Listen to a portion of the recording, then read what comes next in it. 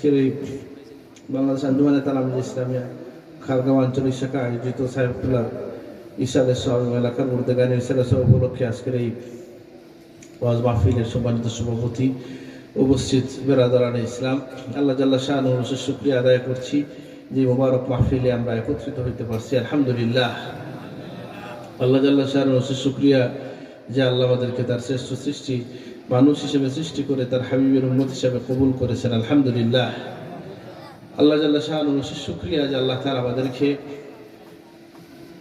সুস্থ এবং নিরাপদ রেখেছেন এবং নিত্যদিনের খোরাকি জুগিয়ে যাচ্ছেন। আলহামদুলিল্লাহ, আমরা জানি যে আল্লাহ সুবহানাহু ওয়া তাআলা মানুষকে সৃষ্টি করেছেন এবং তাদেরকে পথ দেখিয়েছেন, এবং এই পথ দেখানোর যুগে যুগে এই জন্য আল্লাহ তাআলা নবী রাসূল পাঠিয়েছেন, এবং সর্বশেষ এবং শ্রেষ্ঠ রাসূল হচ্ছেন আমাদের নবী সাইয়্যিদুনা মুহাম্মদুর রাসূলুল্লাহ সাল্লাল্লাহু আলাইহি ওয়াসাল্লাম। আল্লাহর হাবিবের শ্রেষ্ঠতম মুজিজা হচ্ছে কোরআন। কোরআন কারীমের মাধ্যমে আল্লাহ তাআলা তার আমাদের উপর যে সমস্ত করণীয়গুলো আল্লাহ তাআলা জানিয়ে দিয়েছেন। তা আমি যে আয়াত পড়লাম সেই আয়াতের মধ্যে আল্লাহ তাআলা বলে দিচ্ছেন আমাদেরকে যে আমাদেরকে যেন আমাদের ইয়া আইয়ুহাল্লাযীনা আমানু লা তুলহিকুম আমওয়ালুকুম ওয়ালা আওলাদুকুম আন যিকরিল্লাহ, যে হে মানুষ ঈমানদাররা, তোমাদেরকে তোমাদের সম্পদ এবং সন্তানরা যেন আল্লাহর জিকির থেকে অমনোযোগী করতে না পারে, এবং কাউকে যদি এটা অমনোযোগী করে তাহলে তিনি ক্ষতিগ্রস্তের অন্তর্ভুক্ত হবেন। যেন আল্লাহর কাছে আমরা দোয়া করি, আল্লাহর দেওয়া নিয়ামত সহায় সম্পদগুলোকে যেন আমরা আল্লাহর পথে ব্যয় করতে পারি। আল্লাহ তুমি তৌফিক দান করো, আমিন। আমরা যে আল্লাহ সুবহানাহু ওয়া তাআলা আমাদেরকে যে নির্দেশনাগুলো দিয়েছেন কোরআন কারীমে, এর মধ্যে আপনি দেখবেন আল্লাহর নবীর এই দিনটা যে সহজ, এই দিন যে মানুষের জন্য অত্যন্ত সহজভাবে মানার সুযোগ আছে, ইসলামের বিধানগুলো দেখলে আপনি বুঝতে পারবেন। যেমন আমরা জানি যে সম্পদ যেটা আছে, এই সম্পদগুলো আমাদের যে সম্পদ আল্লাহ তাআলা দিয়েছেন তার সাথে আমাদের ব্যবহার কেমন হবে, এই সম্পদ কিভাবে ব্যবহার করব, এটার পদ্ধতি আল্লাহ তাআলা বলে দিয়েছে।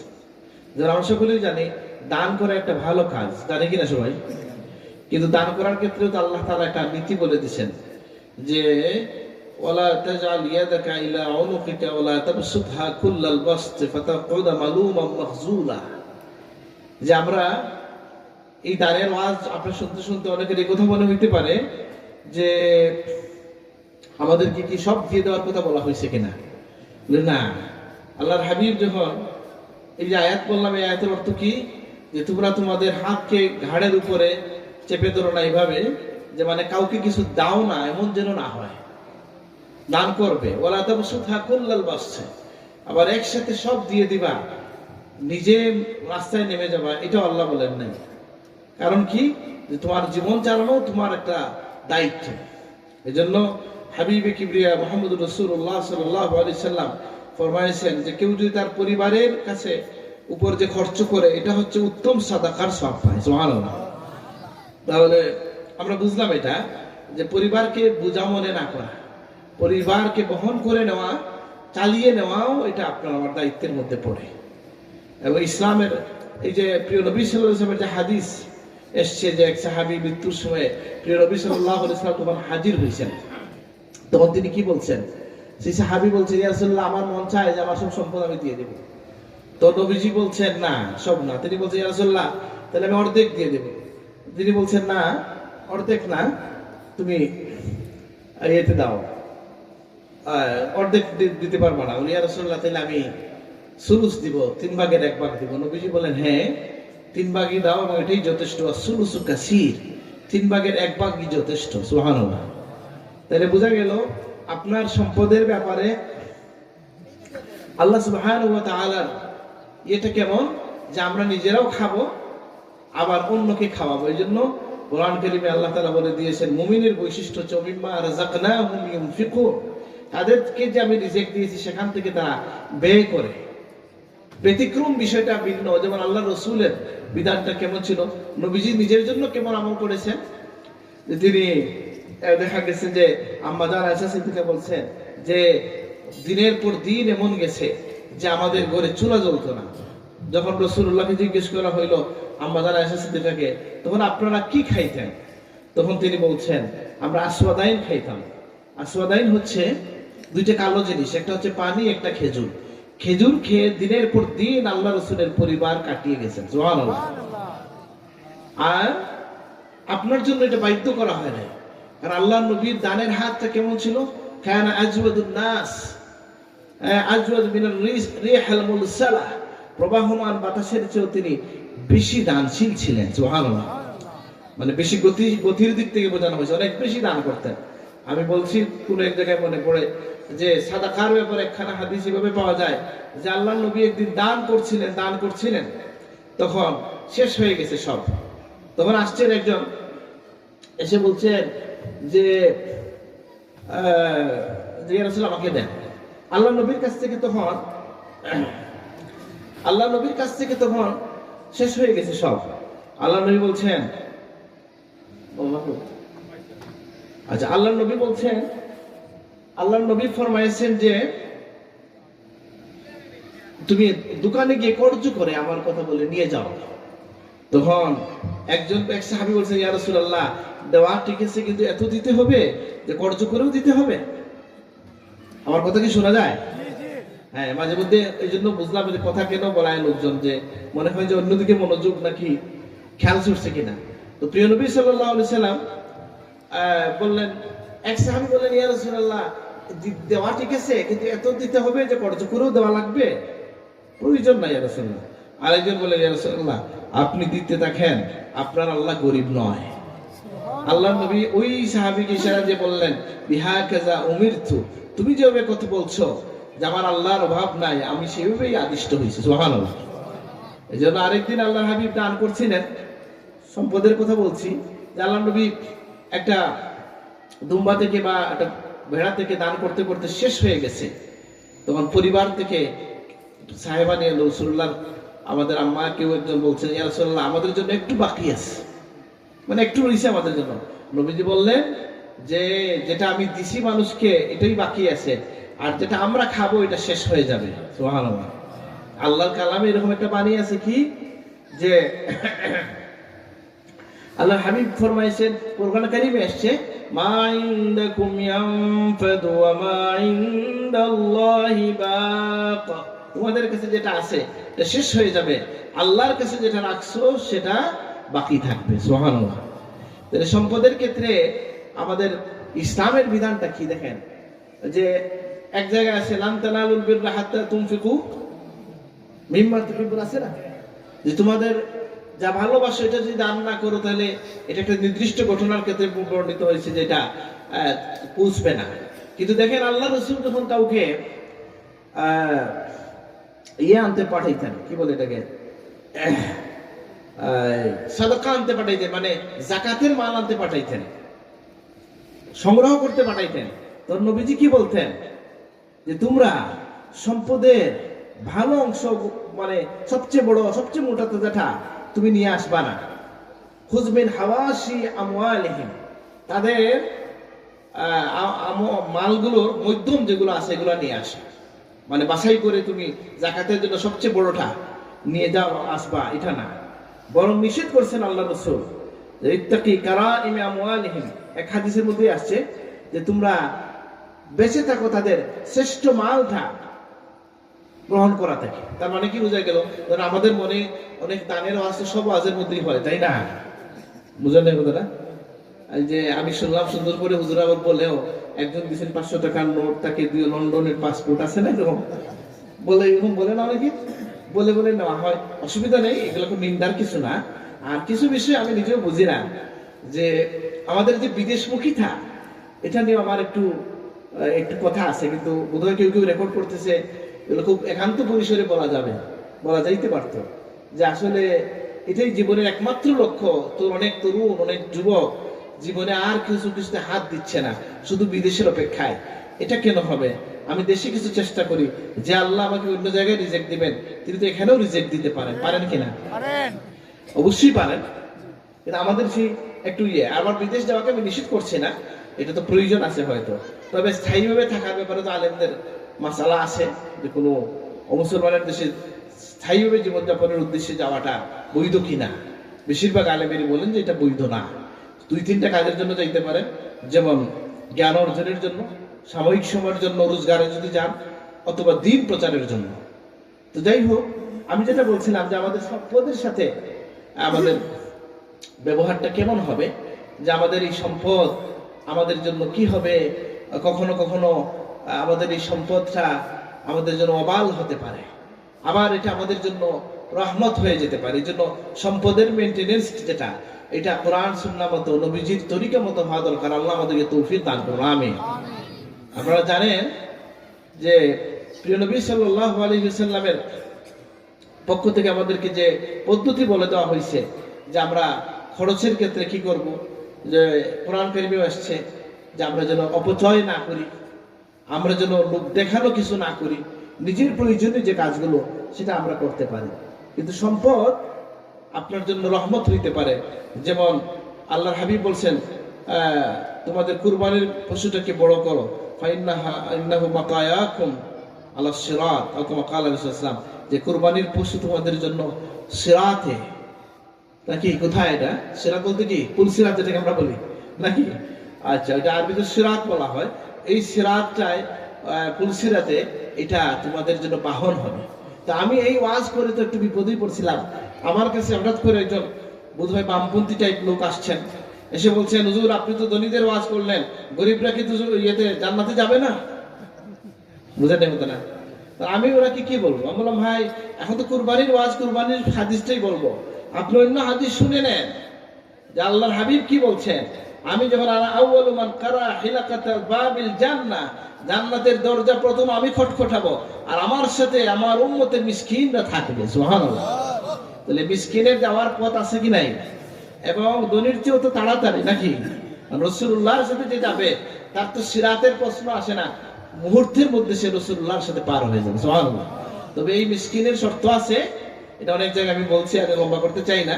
আমি দুঃখিত যে খুব সুন্দর পরিবেশ, কিন্তু আমার ছেলে আসতেছে, আমি তো গাড়ি দিয়ে আপনার শেরপুর থেকে উঠবো, ওই জন্য লম্বা কথা বলতে পারবো না।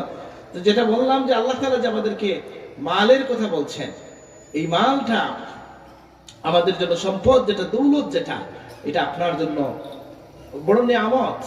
এটা থাকলে পরে আপনি কিছু আমল করতে পারেন যেটা গরিবের মধ্যে করা যায় না। যেমন আপনি হজ করতে পারতেছেন, আপনি অন্য মানুষকে সাহায্য করতে পারতেছেন, দিনের কাজে ব্যয় করতে পারতেছেন, তাহলে সম্পদশালী হওয়া এটা কি অন্যায়? না। এখন সম্পদশালী হওয়ার চেষ্টা করা, তাতেও কোনো অসুবিধা নাই, ব্যবসা করাতে কোনো অসুবিধা নাই। আমাদের সমস্যা হচ্ছে, সমাজের সমস্যা হচ্ছে, আমাদের দৃষ্টিভঙ্গির সমস্যাটা হচ্ছে কি, যে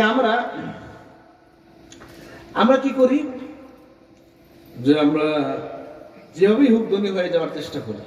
এই যে অন্যায় প্রতি যেন ধনী হওয়ার চেষ্টা না করি, এটাকেই নিষেধ করা হয়। ঠিক আছে না? যে কোনো পুষ্পদবি পাইয়া অন্যায়ভাবে অর্জন করা, অথবা সুদের মাধ্যমে অর্জন করা, এই সমস্ত বিষয়কে নিষেধ করা হয়েছে। এই জন্য সাহাবীরা এসে যে নবীজির কাছে যে সুবহানাল্লাহ, আলহামদুলিল্লাহ, আল্লাহু আকবারের তাসবির ফজিলতে এই হাদিস কি আসছে, যে আল্লাহর হাবিব কি যখন যে সাহাবীরা বলছেন, গরিব সাহাবীরা, ইয়া রাসূলুল্লাহ আমাদের তো ইয়ে হয়ে গেছে, ধনীরা তো এমন কিছু আমল করে, আমরা যেটা করি তারাও করে, আমরা নামাজ পড়ি, রোজা রাখি, তারাও রাখে, আবার আমরা যাকাত দিতে পারি না, হজ করতে পারি না, তারা এটা করতে পারে, ধনীদের সাথে কিয়ামতের দিনে আমরা আগাই থাকতে পারি। নবীজি বলছেন, এমন একটা তাসবিহ দিচ্ছি তোমাদেরকে যে ধনীরা তোমাদের কাছেও আসতে পারবে না। সুবহানাল্লাহ। সেটা কি? সেটা হচ্ছে তোমরা পড়বা সুবহানাল্লাহ আলহামদুলিল্লাহ 33 বার, আছে না? আলহামদুলিল্লাহ, আল্লাহু আকবার, শেষে হচ্ছে লা ইলাহা ইল্লাল্লাহু ওয়াহদাহু লা শারীকা লাহু লাহুল মুলকু ওয়া লাহুল হামদু ওয়া লা কুল্লি শাইইন কাদির।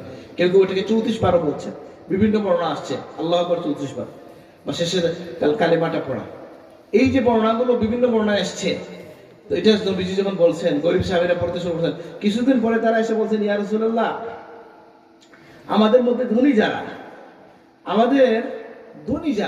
তারা তো এটা খবরটা কিভাবে পাইয়া তারাও পড়তে শুরু করে দিচ্ছে, কি করা যায়? রাসূলুল্লাহ ফরমাইলেন, তাইলে আর কিছু করার নাই, যালিকা ফাদলুল্লাহ ইউতিহি মান ইয়াশা, আল্লাহর ইচ্ছা, আল্লাহ যাকে দান করেন তা আল্লাহর এটা ইচ্ছা। তো যাই হোক, আমরা যেন আমাদের এই সম্পদের ব্যবস্থাপনায়, এই যাকাতের কথা আমি বললাম, খুব বেশি না। আল্লাহ তাআলা এই সম্পদের কথা কি বলছেন? ওফি আমওয়ালিহিম হাক্কুল লিসাইল ওয়াল মাহরুম, তোমার সম্পদের মধ্যে, তাদের সম্পদের মধ্যে মাহরুম এবং বঞ্চিত মানুষের অধিকার আছে। সুবহানাল্লাহ। এটা আপনি, এই যে আমরা কোন গরিব মানুষ যখন দান চায়, কিছু চায়, আমরা কি বলি? মাফ করো। মাফ করো কেন বলবেন? আমি দিব না বলতে পারি কিনা? বলেন না, পারি কিনা? দিব না বলি না কেন? ওই জন্য আমার দাদা সাহেব একটা কথা বলতেন যে সমাজে যেটা চলে মানুষের মুখে মুখে, সেটা তাআমুলুন নাস হুজ্জাহ, মানুষের যে সমস্ত ব্যবহার কথাবার্তা আছে মুসলিম সমাজে বিতর্ক ছাড়া প্রতিষ্ঠিত হয়ে গেছে যে বিষয়, এটা নিশ্চিতভাবে দলিল আছে। আলহামদুলিল্লাহ। এই কথাটা বলার অর্থ কি? তার মানে তোমাকে আমার দেওয়া উচিত ছিল, আমি পারতেছি না, আমাকে মাফ করো। মাশাআল্লাহ, বুঝেন নাই? গরিবকে মাফ করো, কিন্তু আমরা মাফ করোটাও খুব কঠোর ভাবে বলি, তাই না? মাফ করো না, কিভাবে বলবো? আমরা নরম করে বলবো। যে আমরা অনেক সময় আছে যে দোয়াও করতে পারেন আপনি তার জন্য, মন থেকে দোয়া করতে, যে আল্লাহ আমি দিতে পারি নাই। নেককার মানুষের কাছে চাওয়ার বৈশিষ্ট্য হচ্ছে এই যে সে যদি কোনো দুস্থ মানুষ তার কাছে চায়, সে দুর্ব্যবহার করবে না, বরং সে আল্লাহর কাছে দোয়া করে আপনাকে একটু আগায় দিতে পারে কিনা? উতলুবুল খায়রা মিন হিসাজিল উজুহ, আলোকিত মানে নুরানি চেহারা, অর্থাৎ যারা আল্লাহ বিল্লাহ করে তাদের কাছে তোমরা ভালাইয়ের আশা করো, কল্যাণ কামনা করো, অথবা তোমরা চাইতে পারো। তো আমি যেটা বলছিলাম সম্পদ, আবার এই সম্পদের নিন্দাও আপনি কোরআন কারিমে, ইন্নামা আমওয়ালুকুম ওয়া আওলাদুকুম ফিতনা, এটা কাফেরদের ক্ষেত্রে বলা হয়েছে, যারা ইসলাম কবুল করতে পারে নাই বা এই জাতীয় বিষয়। আবার মুসলমান মানুষের মধ্যে যেটা হয়, যে দেখা গেছে অনেক গ্রামে শিশু সন্তান নিয়ে মারামারি লেগে যায়, দেখছেন কিনা? বাচ্চাদের মারামারি নিয়ে বড়দের মারামারি হয় কিনা অনেক সময়। কেন? আপনি তখন অন্ধ হয়ে গেছেন। এটা বাচ্চাদের বিষয়, বাচ্চাদের মতো করে দেখা উচিত ছিল।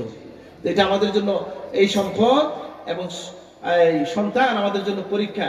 ইন্নামা আমওয়ালুকুম ওয়া আওলাদুকুম ফিতনা, এটা তোমাদের জন্য পরীক্ষা। এই পরীক্ষা থেকে আপনি কিভাবে উত্তরণ পাবেন? এটা যথাযথ ব্যবহারের মধ্য দিয়ে। তাহলে আল্লাহ যে বললেন আমাদের সম্পদ যেন আমাদেরকে, অন্য জায়গায় আসছে আল্লাহ কোরআন কারিমে বলতেছেন ইয়াউমা লা ইয়ানফাউ মালুন ওয়ালা বানুন ইল্লা মান আতাল্লাহা বিকলবিন সালিম, যে সেই দিনে, কিয়ামতের ভয়াল দিনে তোমাদের কোনো সম্পদ সন্তান কাজে আসবে না, কেবলমাত্র নিষ্কলুষ অন্তর নিয়ে যে হাজির হবে তাকেই কবুল করা হবে। সুবহানাল্লাহ। নিষ্কলুষ অন্তর যেন আল্লাহ, এই জন্য দোয়া করতে হয়, কালবকে সালিম করার জন্য দোয়া করতে হয় কিনা? আল্লাহর কাছে বলতে হয় যে আল্লাহ আমাকে, আমার অন্তরটাকে আপনি কলুষ মুক্ত করে দেন। আমি তো আমার কোনো ভুল আছে এটাই স্বীকার করি না। রোগ ধরা পড়লে না ডাক্তারি নাকি? তো রোগ তো ধরাই পড়েন নাই, আমরা নিজেকে শ্রেষ্ঠ মনে করি। যিনি শ্রেষ্ঠ মনে করি তিনি আসলে বুকা। এটা আরবিতে একটা কথা আছে, আল উজবু আখিজুল লুব্বে, যে আত্মগর্বে ভুগে সে বুদ্ধিহারা। বুঝেন নাই বুঝলেন? যে কখনো, এই জন্য আপনি জলিলুল কদর সাহাবীদের ক্ষেত্রে দেখেন, তারা নিজেকে, আমার চাচা মুফতি সাহেবের কাছে সেদিন শুনলাম, আল্লাহু আকবার, এটা বলে উনি কেঁদে দিয়েছেন আমার চাচা, যে সাহিবু সিররি রাসূলিল্লাহ হুযায়ফা ইবনুল ইয়ামানকে রাসূলুল্লাহ ওমর রাদিয়াল্লাহু বলতেছেন যে তুমি তো রাসূলুল্লাহর সিরের খবর জানো, মানে ফাক কাদের মধ্যে আছে এই খবর রাসূলুল্লাহ তোমাকে বলছেন, আমাকে একটু বলো তো তুমি কি আমার মধ্যে নেফাকির কোনো আলামত পাও কিনা? সুবহানাল্লাহ। কি মনে করেন যে এত জলিলুল কদর? আমার চাচা থেকে শুনছি, এটা আমি সরাসরি পড়ি নাই। বুঝছেন? আচ্ছা, আমার সাথে আমরা তো ইসালে সবের বক্তব্য শুনতে পারি না, আমি ব্যক্তিগত আলাপ এটা শুনছি। তো শুনেন, এই যে উনি বললেন ইসালে সাহেব এটা বলছেন, চিন্তা করা যায় কোন লেভেলের মানুষ নিজেকে কত ছোট করে ভাবেন। সুবহানাল্লাহ, আল্লাহু আকবার। এই যে উমর, হযরত আবু বকর সিদ্দিক রাদিয়াল্লাহু তার জিহ্বা ধরে টানতেছিলেন, উমর রাদিয়াল্লাহু বলেন মা হাদা ইয়া আমিরুল মুমিনিন, কি হলো ইয়া আমিরুল মুমিনিন, মা লাকা ইয়া আমিরুল মুমিনিন, কি হইছে আমিরুল মুমিনিন? তিনি বলেন হাদা আওরাদানিল মাওয়ারিদ, আমি ভয় করি এই জিহ্বা আমাকে কিয়ামতের দিনে আটকায় দিবে। সুবহানাল্লাহ। উনি তার কথা বলছেন, আমরা সুবহানাল্লাহ কেন বলছি? যে সিদ্দিক আকবর কি আটকে যাবেন?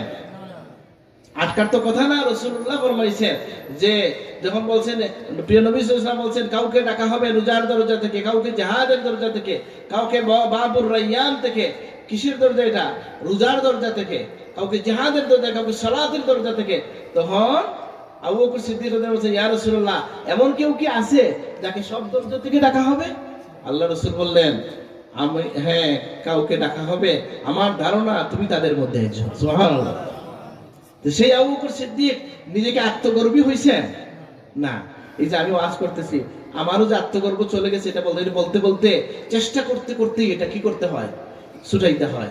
এই জন্য নিজের বন্ধু বান্ধব থাকতে হয় খুব ঘনিষ্ঠ।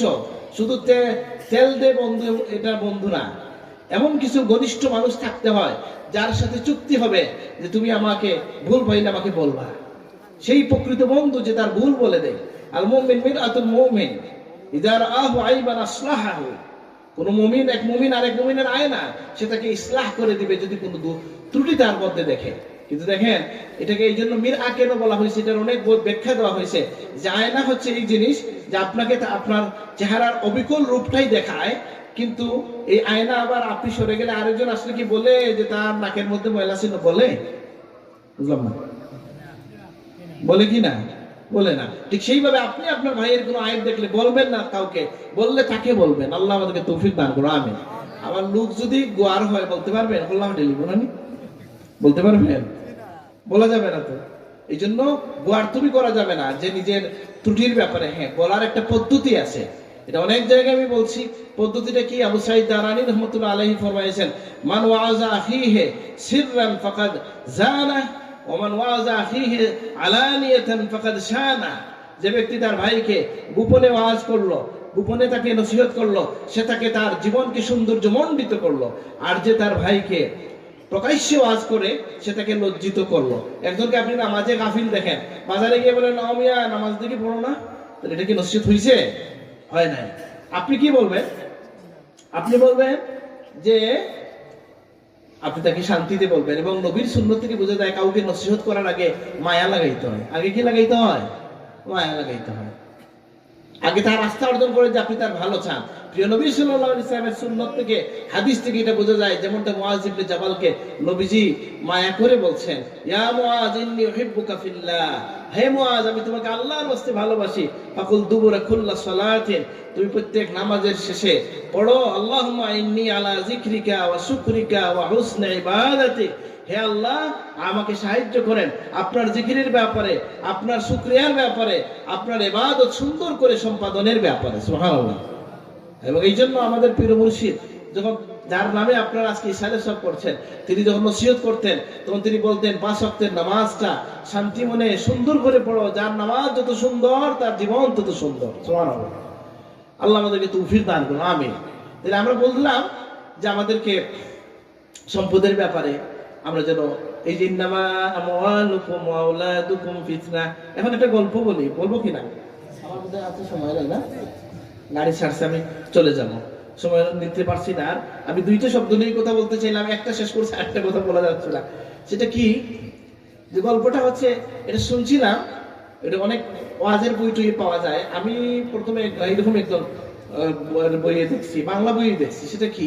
যে এক লোকের একসাথে 3 কাজ করছে, আবার মসজিদে আজানও হয়েছে। বুঝেন নাই? একটা হচ্ছে তার মাঠের গরুটা, বুঝেননি? মাঠের গরুটা আসবে, সে গিয়ে আনতে হবে। আবার দেখা যাচ্ছে তার ঘরে মিল বন্ধ হয়ে যাবে। আগে ছিল না, রাইস মিল ছিল না, বুঝেন নাই? তো রাইস মিল থেকে যে গিয়া দোকান লাগাই দেবে, মাগরিবের সময় নিয়ে আসবে সে তার চাল বা আটাটা। আর হচ্ছে যে তার ইয়ের মধ্যে, ক্ষেতের মধ্যে পানি দেওয়া হবে। পানির যেটা লাইন থাকে না, আপনাদের মনোনদীর এখানে আছে না, ওই যে লাইন খোলা লাগে একটা সময়, নির্দিষ্ট সময় পানি আছে, এটা বুঝছেন কিনা? আচ্ছা, এটা বুঝে উনি যখন দেখলো 3 কাজ একসাথে করছে, একদিকে গেলে আরেক দিক যায়, তাহলে যা আমি আল্লাহর কাছেই যাই, আল্লাহ সমাধান দিবেন। উনি নামাজে চলে গেছেন। নামাজ থেকে যখন তিনি আসার পথে খেতে গেছেন, গিয়ে দেখেন যে উনি এটা ছাড়েন নাই ঠিকই, কিন্তু পাশের জমিন থেকে উপচে এসে তার এখানে পানি চলে আসে। গড়ে গেছেন, উঠানে গিয়ে দেখেন যে নিজে থেকে নিজের গরুটা বা ছাগলটা এসে দাঁড়ায় আছে বাথানের মতো। অনেক সময় চলে আসে না গরু, এরকম চলে আসে না অনেক সময়। আর আরেকবার গিয়ে দেখেন, গড়ে গেছেন, দুয়ারের সামনে যাওয়ার পরে ওনার বিবি বললেন যে একজন পাশের ঘর থেকে বলছে যে তারা ভুলে তোমার আটার বস্তা নিয়ে আসছে, এটা দিয়ে গেছে। হয়েছে নি সব কাজ? আলহামদুলিল্লাহ। নাকি এটা জীবনের, মুমিনের জীবনে আল্লাহ কারামত দেন। কারামত মানে কি? এরকম কিছু বিষয় ঘটে যে আপনার ইমানকে আরো মজবুত হয়ে যায়। আমরা তো আল্লাহর পথে হাঁটতে শুরু করলে এগুলা সকলের জন্য এটা ঘটবে, বুঝেন না এই কথাটা? এটা যে নির্দিষ্ট কিছু মানুষের জন্য ঘটবে এই কথাটা আমরা বলছি না, নির্দিষ্ট মানুষের ক্ষেত্রে যে ঘটবে এই কথাটা আমরা বলি না। তো সুতরাং আমরা বুঝলাম যে আল্লাহ তাআলার এই আমাদের সম্পদের ব্যাপারটাকে আমরা সঠিকভাবে, কত মানুষ আছি আমরা ব্যবসা সম্পদের ক্ষেত্রে কোনো আলেমের পরামর্শ নেই না, আছে না এরকম? কাউকে জিজ্ঞেস করা নাই যে কোনো মতে ধনী হয়ে যাই বা আমাদের দান কর্ম নেই, আসেনি? এটা হবে না তো। ইন্না হাওয়া ইতাকাবুল্লাহ মিনাল মুত্তাকিন, আল্লাহ মুত্তাকিদের কাছ থেকেই কেবল কবুল করেন। সুবহানাল্লাহ। ইবনে ওমর রাদিয়াল্লাহু আনহু বলছেন যে আমার সারা জীবনের একটা আমল কবুল হয়েছে, আমি জানলে আমি খুশি হয়ে যাব, কারণ আমার নাম তখন মুত্তাকিদের তালিকায় উঠে যাবে। সুবহানাল্লাহ। এই জন্য আমরা যেন এটা খেয়াল রাখি। আর সম্পদের ব্যাপারটা আল্লাহ বলেন লা তুলহিকুম আমওয়ালুকুম ওয়ালা আওলাদুকুম আন যিকরিল্লাহ, তোমাদের সন্তান যেন সম্পদ যেন সন্তান যেন তোমাদেরকে আল্লাহর জিকির থেকে বিরত না রাখে। এটা শানে নজুল আছে ভিন্ন, কিন্তু এটা ওভারঅল আমাদের ক্ষেত্রে আছে যে আপনি কোন সময় এই বিষয়টাকে সন্তান কিভাবে বিরত রাখে, যে আপনি বাহ্যিক করতে নামাজের সময় হইতে পারে আপনার ছেলে আপনাকে জড়াই ধরছে, আপনি বুঝে ইয়ে করবেন। আর বাচ্চা কাচ্চা তো মসজিদে নিয়েও যাওয়া যায় ছোট হইলে।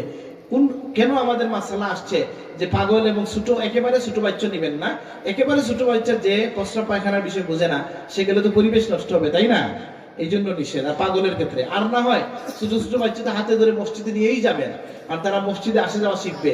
মসজিদে তাদের স্থান হচ্ছে নিচের দিকে, পিছনের দিকে। কেন? যারা খেলাধুলা করে শেষে যাবে, বের হয়ে আসবে সকলের আগে। আলহামদুলিল্লাহ, ঠিক আছে কিনা? আর যদি জুইতে এক মুরব্বী পড়ে যান তাহলে একজনই যথেষ্ট, মসজিদ গরম করে ফেলেন, বাচ্চা কেন আসছে নাকি, কেন কথা বলছে, এগুলো কখনো করবেন না। বিরক্ত হইলেও আপনি বলবেন না, ধমক দিবেন না, কারণ এরাই তো ভবিষ্যতের প্রজন্ম, মসজিদকে আবাদ রাখবে, আপনার জন্য দোয়া করবে, তাই না? আল্লাহর জিকিরের বিষয়ে আমরা তো ওই বিষয়ে অনেক ওয়াজ করা হয়েছে। আপনার সাহেব জিকিরের কথা বলছেন কি বলেন নাই? কি বলছে যে দমে দমে আল্লাহর জিকির করো, আল্লাহ আমাদেরকে তৌফিক দান করো, আমিন। আমাদের প্রতিটা শ্বাস প্রশ্বাসকে আল্লাহ তুমি জিকির বানাইয়া দাও, আমিন। আমি অনেক জায়গায় এই কথাগুলো বলছি যে ধরেন আপনি সকাল সন্ধ্যার যে দোয়াগুলো আছে, আমি আজকে কিন্তু করতে পারিনি এই দোয়া, এই জন্য ওয়াজ করতে ভয় লাগতেছে। কারণ আরেকটা হাদিস আমাকে সাহায্য করছে। আমি আজকে শুনানিতে ছিলাম মৌলভীবাজার মাদ্রাসায়, টাউনশিপ কামিল মাদ্রাসায়।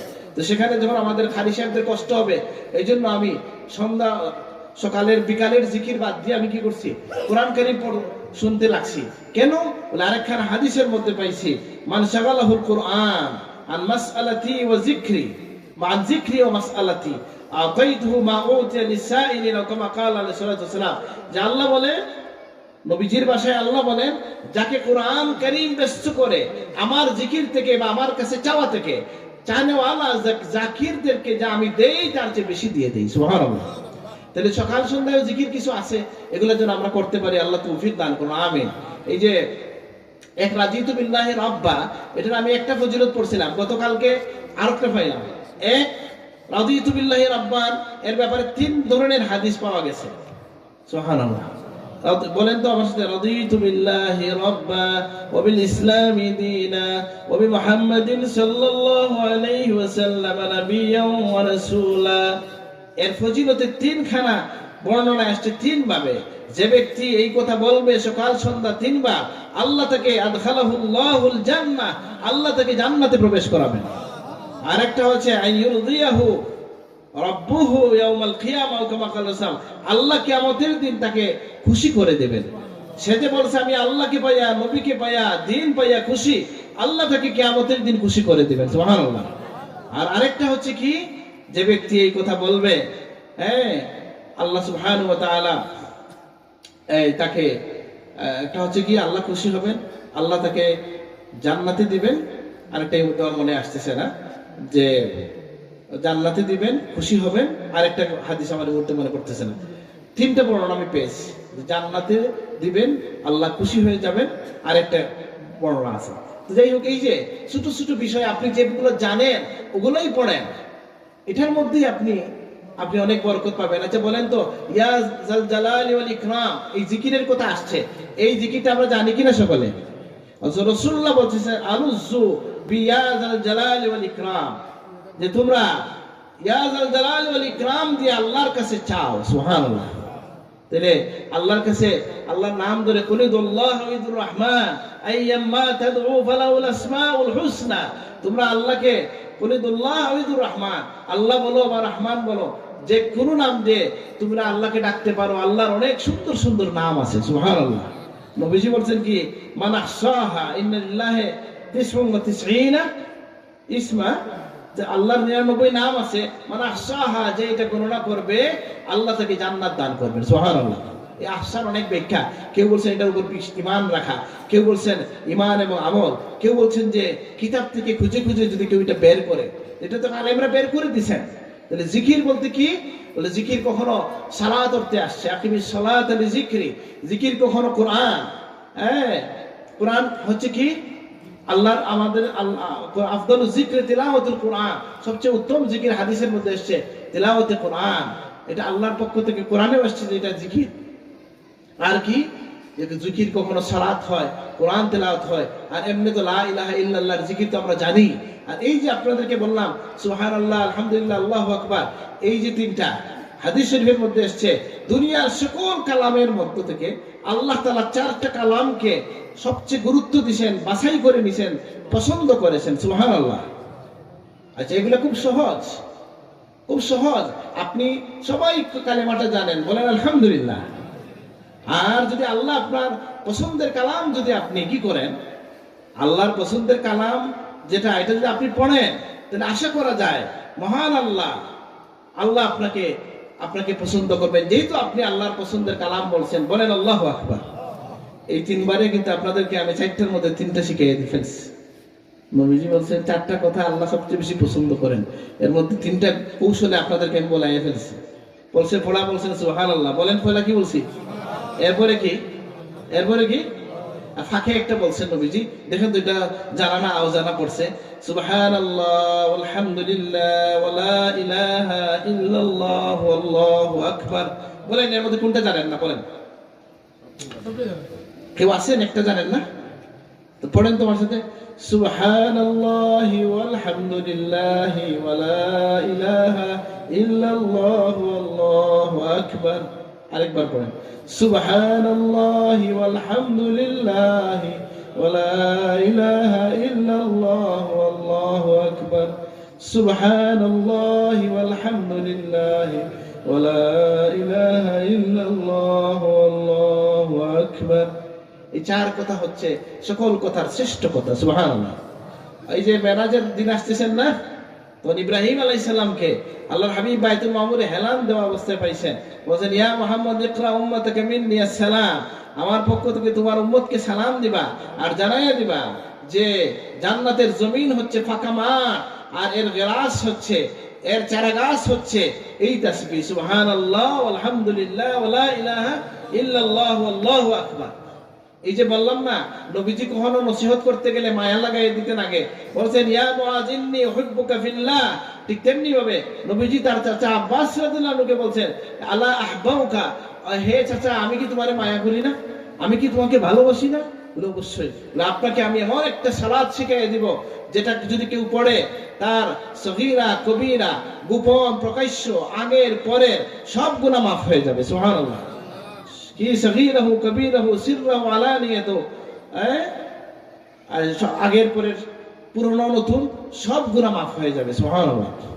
আর গুনাহ যখনই মাফ শুনে আপনারা খুশি হন, একটা বিষয় নিশ্চিত থাকবেন, এখানের মধ্যে অন্যের হক ঢুকবে না। বলে চাচা তো ভাইয়ের জায়গা আধা বিঘা মাইনে দিছি, এটা মাফ হইব না, হবে নাকি? এই গুনাহ সরাসরি লোককে এটা ফেরত দিতে হবে, মাফ চেয়ে নিতে হবে। আল্লাহ মানুষের হকের মধ্যে যেন আমরা আটকে না যাই, আমরা কেউ যেন আটকে না যাই। আমিন। যে মানুষ এটা থেকে কি হয় বিরত থাকতে পারবে, যে নিশ্চিত থাকেন আল্লাহ তাকে ধনী বানিয়ে দিবেন। ধনী কাকে বলে? নবীর একটা ব্যাখ্যা দিয়েছেন কি, আল গিনা গিনান নফস, ধনাঢ্যতা হচ্ছে মনের ধনাঢ্যতা, হচ্ছে শ্রেষ্ঠ ধনাঢ্যতা। সুবহানাল্লাহ। প্রকৃত ধনাঢ্যতা হচ্ছে মনের সন্তুষ্টি বা মনের ধনাঢ্যতা। তো ঠিক আছে, আমি জিকিরের প্রসঙ্গ যেটা বললাম, জিকির বলতে আমরা যে একাকী জিকির করি, ওয়ারাজুলুন যাকারাল্লাহ খালিয়ান ফাফাদাত আইনা, এমন ব্যক্তি একাকী যখন জিকির করে তার চোখ দিয়ে পানি চলে আসে, আল্লাহ তাকে আরো বেশি জায়গা দান করেন। আমরা যখন কয়েকজন মিশে জিকির করি তখন আল্লাহর ফেরেশতারা আমাদেরকে বেষ্টন করেন, আল্লাহর রহমত নাজিল হয়, উর্দু জগতে আল্লাহ আমাদের কথা আলোচনা করেন। ওয়া যাকারাল্লাহু ফীমান ইনদা, এটা হচ্ছে জামাঈ জিকির। আর একটা হচ্ছে একাকী জিকির, আর হচ্ছে কোরআন কারীমের তেলাওয়াত। উসমান রাদিয়াল্লাহু আনহু বলেন, আমি প্রায় প্রত্যেকদিন এই কথা বলছি, আমাদের কারি সাহেবদের উদ্দেশ্যে বলি, আমি আমাকে বলছি যে ভাই আপনি কারি সাহেব হইছেন, কিভাবে এটা হয় যে আমাদের কারি সাহেবদের প্রধান সমস্যাই হচ্ছে, মানে আমি অনেক কারি সাহেব দেখতেছি জন্য বলতেছি, কারি সাহেব আছেন এখানে অনেক লোক, এই যে আমাদের তেলাওয়াতের মধ্যে আপনার সওয়াবও হবে আর কোরআন কারীমে নজরটা হয়ে যাবে, দখল হয়ে যাবে। এটা হচ্ছে শ্রেষ্ঠ জিকির। আর সালাত যেটা, সেটাও জিকির। নামাজটা কি বলেন, নামাজটা কি? আর নামাজে কি দাঁড়াইয়া ঠোঁট বন্ধ রাখেন না ঠোঁট নাড়াচাড়া করেন? আচ্ছা যেন আল্লাহর উপরে রাগ করছেন তো ওইটা বলা, আপনি কিচ্ছু পড়েন না, এটা কি কিসের জন্য আসছেন? ব্যায়ামের জন্য শুধু না, এই জন্য ঠোঁট নেড়ে আপনি পড়তে হবে, নিজে শুনবেন এতটুকু অন্তত পক্ষে। বলে এটা ডিস্টার্ব হবে, সবাই এইভাবে পড়লে কোনো ডিস্টার্ব হয় না, আমি দেখছি বিভিন্ন জায়গায়। হ্যাঁ, তা আমি আমার কথা শেষ করছি যে আমাদের আল্লাহ তাআলা আল্লাহ যে আমাদেরকে সতর্ক করেছেন আমরা যেন খাসিরিনের অন্তর্ভুক্ত না হই, আমরা যেন আমাদের সম্পদকে যথাযথভাবে এবং সম্পদের মেইনটেনেন্সের ক্ষেত্রে ইসলাম যে সুন্দর ব্যবস্থাপনা দিছে। তো যেটা বলছিলাম, দানের ক্ষেত্রে কোনো মানুষ, আল্লাহ রাসূল তার জীবনের কি করছেন, উট থেকে সারা উট দিয়ে দিছেন, সারা সব সম্পদ দিয়ে দিছেন, ঘরে কিছু ছিল না। এখনো আল্লাহর বান্দাদের মধ্যে এই যুগেও খুব কম কোনো মানুষ এরকম আছে কি নাই? আমি আর বলতে চাই না, বাড়িতে গোফর নাকি না, দরকার নেই। তো যেটা বলছি, আল্লাহ শুকরিয়া যে আমি একবার গিয়ে শুনলাম আমার বড় চাচা কর্জ করে 14 লাখ টাকা কর্জ করে বন্যার্থদের মধ্যে দান করছেন। শুনে তো একটু বিরক্তই হইলাম, বুঝলাম দান করতে হবে, এই জন্য কি কর্জ করতে হবে? আলহামদুলিল্লাহ, আল্লাহ নবীর অনুসরণে কর্জ করে দান করেনেওয়ালা লোক আমাদের মধ্যে আছেন, আমরা বলি আলহামদুলিল্লাহ। আলহামদুলিল্লাহ, আমি কিন্তু গৌরবের জন্য বলছি না যে এইটা কেন বলে, কিছুদিন পরে আবার গিয়ে আমি তো পেরেশানিতে পড়ে গেছি, আমার ভাইকে বা সাত ভাইকে জিজ্ঞেস করলাম, বলো না এটা ফিল আপ হয়েছে, এখন সব হয়েছে 2টা। তিনি যখন রিস্ক নিয়ে কর্জ করে দিচ্ছেন পূর্ণ সব তিনি পাইছেন, আর যদি কেউ এটা শরীক হয়ে যায় সেও পূর্ণ সব হয়েছে, আলহামদুলিল্লাহ। তো যাই হোক, আমরা সংক্ষিপ্তভাবে যতটুকু বললাম আল্লাহ কবুল করুন। আমি সকলের কাছে দোয়া চাই। আসসালামু আলাইকুম। সাল্লাল্লাহু আলা সাইয়্যিদিনা ওয়া মাওলানা মুহাম্মদ ওয়া আলা আলিহি ওয়া আসহাবিহি ওয়া সাল্লাম। সাল্লাল্লাহু আলা সাইয়্যিদিনা ওয়া মাওলানা মুহাম্মদ ওয়া আলা আলিহি ওয়া আসহাবিহি ওয়া সাল্লাম। اللهم آمين. ربنا تقبل منا إنك أنت السميع العليم وتب علينا إنك أنت التواب الرحيم. ربنا ظلمنا أنفسنا وإن لم تغفر لنا وترحمنا لنكونن من الخاسرين. ربنا آتنا في الدنيا حسنة وفي الآخرة حسنة وقنا عذاب النار. يا الله আমাদের জিন্দেগি তাওবাতা কুসুরি মাফ করে দেন, আল্লাহ আমাদের আব্বা আম্মাকে মাফ করে দেন, আল্লাহ আজকের আয়োজনকে কবুল করে নেন, আল্লাহ আয়োজনের সব আপনার হাবিবের কাছে পৌঁছায় দেন। तमाम मेहकराम साहबाए कराम ताबीन तबे ताबीन इमाम मुस्ताहिद उलमा कुर्रा फुकाहा मुहद्दिसिन मुफस्सिरिन तमाम दायरा औलिया कराমের কাছে পৌঁছায় দেন। আল্লাহ আতরাফের সকল মুর্দাগানের কাছে পৌঁছায় দেন, আমাদের পীর ও মুর্শিদের রহের মধ্যে পৌঁছায় দেন।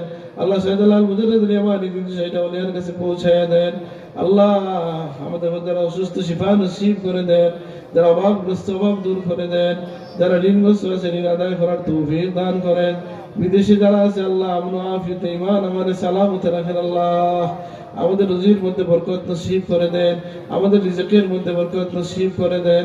ইয়া আল্লাহ দুনিয়ার দিকে দিকে আপনার হাজিদের মুসলিম উম্মতকে সাহায্য করেন, ফিলিস্তিনের গাজার মুসলমানকে সাহায্য করেন, আল্লাহ ভারতের মুসলমানকে সাহায্য করেন, আমাদের দেশ থেকে আপনি হেফাজত করেন, ভাই ভাই হিসেবে মিলেমিশে থাকার তৌফিক দান করেন, হিংসা বিদ্বেষের পরিবেশ দূর করে দেন।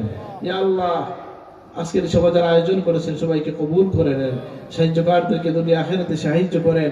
আল্লাহ আজকে যাদের উদ্দেশ্যে আয়োজন, আমার দাদা সাহেব সাহেবুল্লাহর জন্য, এলাকার মধ্যে গানের যেন আল্লাহ তাদের কাছে সব পৌঁছায় দেন। ইয়া আল্লাহ আমাদেরকে আপনার গোলামের জন্য কবুল করেন। আমাদের সম্পদকে যেন আমরা আপনার রোজামন্দিতে ব্যয় করতে পারি তৌফিক দান করেন। আমাদেরকে দমে দমে আপনার জিকির নসিব করে দেন। আপনার দিনের প্রতি চলা আমাদের জন্য সহজ করে দেন।